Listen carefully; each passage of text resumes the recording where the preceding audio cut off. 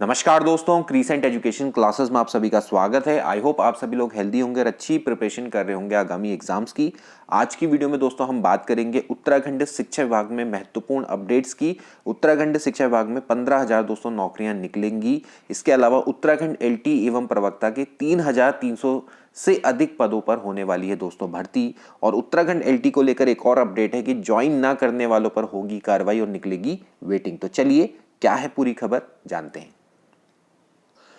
सबसे पहले दोस्तों मुख्य हेडिंग की बात करेंगे। शिक्षा विभाग में 15,000 नौकरियां मिलेंगी। धामी के सामने विभाग ने रखा 4 साल का खाका। दोस्तों 4 साल का एक प्रोजेक्शन रखा गया है एजुकेशन डिपार्टमेंट के द्वारा मुख्यमंत्री के सामने।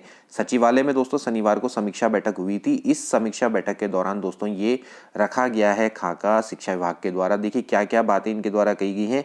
शिक्षा विभाग में आने वाले 4 साल में 15,000 से अधिक पदों पर भर्तियां होंगी। इसमें कौन कौन है? एलटी है, प्रवक्ता है, गेस्ट टीचर के साथ साथ ही मिनिस्ट्रियल कर्मचारी यानी कि दोस्तों जो आपके कनिष्ठ सहायक के पद होते हैं, ठीक है, ये भी दोस्तों इसमें शामिल है। शनिवार को सचिवालय में समीक्षा बैठक में एजुकेशन डिपार्टमेंट ने मुख्यमंत्री सीएम के सामने रोजगार सृजन का खाका पेश किया। इसके अनुसार 2026-27 तक बेसिक स्तर पे 8,243 नई भर्तियां की जाएंगी, जबकि माध्यमिक स्तर पे यानी कि आपके जिसमें एलटी आता है, प्रवक्ता आता है, बेसिक स्तर पे प्राइमरी टीचर्स आते हैं, इसमें 6,882 पदों पे दोस्तों भर्ती की जानी है। इसके अलावा देखिए मुख्यमंत्री ने अधिकारियों को विभागीय स्तर पर अल्प व दीर्घ अवधि योजनाओं को लागू करने के साथ गंभीरता से प्रयास करने के निर्देश दिए।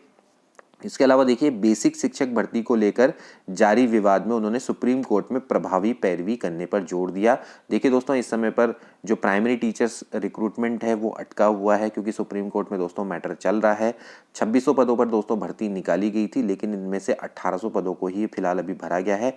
800 पदों पर दोस्तों भर्ती लटकी हुई है। लटकने का कारण क्या है कि जो एनआईएस डीएलएड वाले हैं और जो बीएड प्रशिक्षित वाले हैं, इनके बीच में विवाद चल रहा है।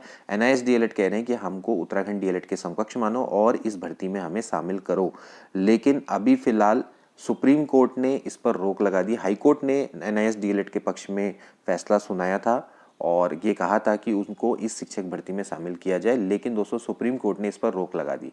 अब हालांकि सुप्रीम कोर्ट ने केवल रोक लगाई है, अभी जो एजुकेशन डिपार्टमेंट है वो डर रहा है कि अगर हमने कहीं भर्ती प्रक्रिया में बीएड प्रशिक्षितों को अगर नौकरी दे दी तो कहीं ऐसा ना हो कि सुप्रीम कोर्ट में जो डिसीजन है वो पलट जाए और वो कहे कि भाई एनआईएस डीएलएड वालों को दो, और फिर उसके बाद में क्या होगी, भाई कानूनी दांवपेच इसमें झेलने पड़ेंगे। टेक्निकल रूप से जो लोग सेलेक्ट हुए तो उनको बाहर निकालना पड़ेगा। तो अभी फिलहाल शिक्षा विभाग ये वेट कर रहा है कि भाई पहले ये पूरा का पूरा रिजल्ट है पूरा आ जाए, फाइनल डिसीजन आ जाए, तभी जाके हम 800 पदों पर भर्ती प्रक्रिया को शुरू करेंगे। अब इसके लिए ये जो सुनवाई है वो जल्दी से जल्द हो, इसके लिए सरकार ने फिलहाल एक अर्जी डाली है सुप्रीम कोर्ट में कि ये जो सुनवाई है प्लीज़ थोड़ा जल्दी कर दो, क्योंकि बहुत सारे कैंडिडेट्स हैं वो काफ़ी समय से वेट करें। तो यहीं पर दोस्तों ये कहा गया है कि जो आपकी जो प्राइमरी टीचर्स भर्ती है उसको लेकर जारी विवाद में उन्होंने सुप्रीम कोर्ट में प्रभावी पैरवी करने पर जोर दिया है और बेसिक शिक्षा के करीब 800 पदों पर भर्ती इस विवाद की वजह से रुकी हुई है। समीक्षा के दौरान इन्होंने शिक्षा अधिकारी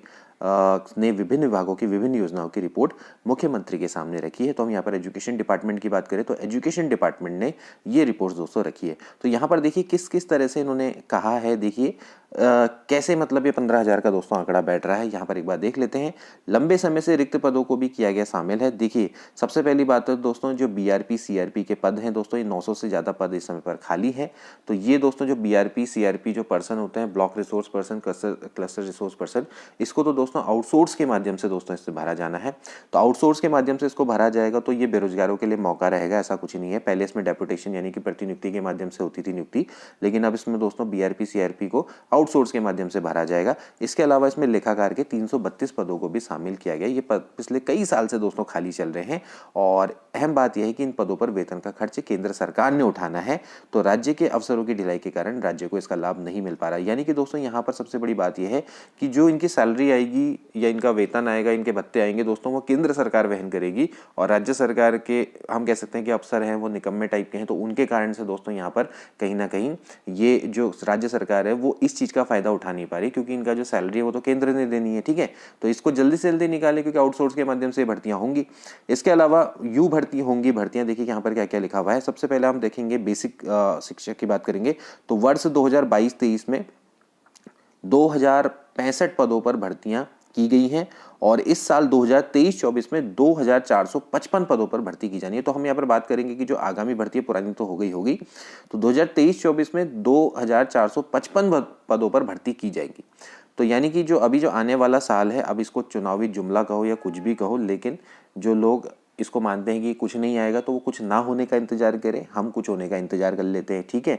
तो आप लोग अपनी तरफ से और पैसिमिस्ट बनो, हम ऑप्टिमिस्टिक बन देते हैं, ठीक है। तो यहाँ पर अब देख लीजिए 2023-24 में हम ये मान के चलेंगे कि भैया 2455 पदों पर, 2455 पदों पर प्राइमरी टीचर्स की भर्ती आएगी, और वर्ष 2024 से 27 तक फिर ये कह रहे हैं 2250 टीचर्स। और इसके अलावा मिनिस्ट्रियल कर्मी की बात करें तो 3538 मिनिस्ट्रियल कर्मचारियों की भर्तियां दोस्तों यहाँ पर निकल के आएगी। इसके अलावा दोस्तों ये भर्तियां इस तरह से प्रस्तावित है क्योंकि इसमें कुछ रिटायरमेंट होने, कुछ प्रमोशन होने, तो उस हिसाब से दोस्तों इन्होंने अपना जो खाका है वो पेश किया होगा। इसके बाद देखिए अब यहाँ पर जो इंपॉर्टेंट है, जो हमारे काम की चीज़ है, वो है माध्यमिक शिक्षा में। माध्यमिक शिक्षा में एलटीओ प्रवक्ता की भर्ती आएगी। तो देखिए 2022-23 में तो उन्होंने 1855 पदों पर भर्तियां कर दी हैं।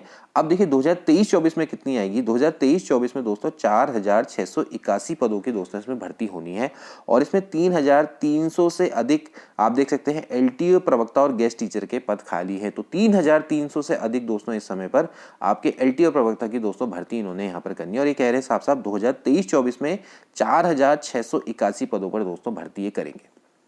तो साफ साफ है इसमें 3300 से अधिक दोस्तों एलटी और प्रवक्ता के पद हैं, जिसमें गेस्ट टीचर भी आपके इंक्लूड होंगे। जबकि एसएसए यानी कि सर्व शिक्षा अभियान में दोस्तों 1280 पदों का इंक्लूजन है। तो इन दोनों को मिला के आंकड़ा 4681 का बैठता है। तो यहाँ पर आप देख सकते हैं कि ये कह रहे हैं कि 1281 पद हैं वो बीआरपी, सीआरपी और लेखाकार के भरे इसमें जाएंगे।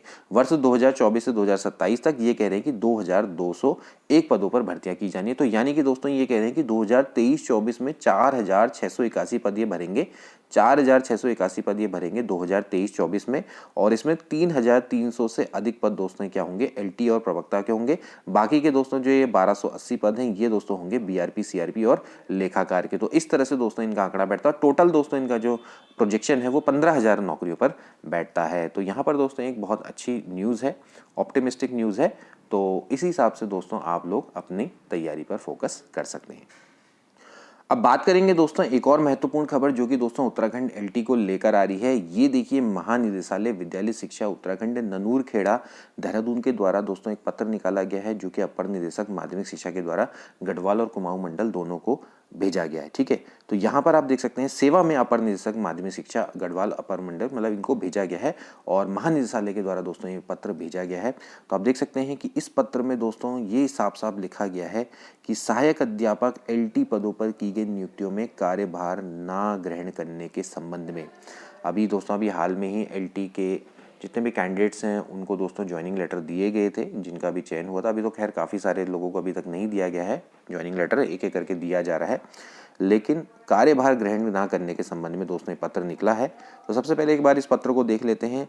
विद्यालय शिक्षा के अंतर्गत माह फरवरी से सहायक अध्यापक एलटी पदों पर की गई नियुक्तियों के संबंध में संज्ञान में आया कि कतिपय नवनियुक्त अध्यापकों द्वारा लंबी अवधि बीत जाने के बाद भी नियुक्ति स्थल पर कार्यभार ग्रहण नहीं किया गया है, जो कि अत्यंत खेदजनक है।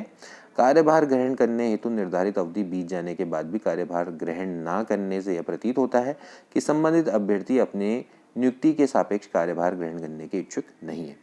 तो उक्त के संबंध में मुझे यह कहने का निर्देश हुआ है कि जिन अभ्यर्थियों द्वारा अपने पद पर अद्यतन कार्यभार ग्रहण नहीं किया गया है उन्हें आज ही विज्ञप्ति प्रकाशित कर दिनांक 8 मई 2023 तक अनिवार्यतः कार्यभार ग्रहण करने हेतु सूचित करें। कार्यभार ग्रहण करने की स्थिति में तत्काल उनकी नियुक्ति निरस्त की जाए। तो दोस्तों जो अभी कार्यभार ग्रहण नहीं कर रहे हैं तो उनकी दोस्तों नियुक्ति को निरस्त करने का ऑर्डर आ सकता है। 8 मई 2023 तक उनको अनिवार्यतः अपना कार्यभार ग्रहण कर लेना होगा। इसमें देखिए एक्सटेंशन भी आप ले सकते हैं अगर आपने वहाँ पर सूचित किया होगा प्रॉपरली, और अपने डॉक्यूमेंट्स वहाँ पर प्रेजेंट किए होंगे, उसको कारण आपने दिया होगा और शिक्षा विभाग ने अगर आपको एक्सटेंशन दिया होगा तो कोई बात नहीं है। लेकिन जिन्होंने अभी जो बिना सूचित किए अभी बिल्कुल गायब है तो उनकी नियुक्ति दोस्तों निरस्त हो जाएगी।